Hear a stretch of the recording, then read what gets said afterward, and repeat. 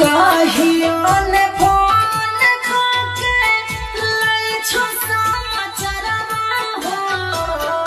कहियो ने फोन करके लै छो समाचारवा हो।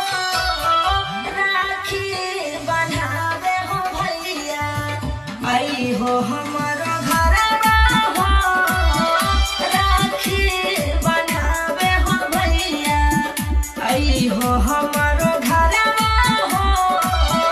राखी बन्हावे हो भैया शादी के जब से हम एलिए ससुरवा हो।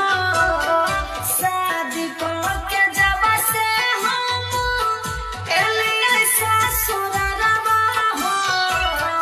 कहियो नहीं पूछे छहो बहिन के खबरवा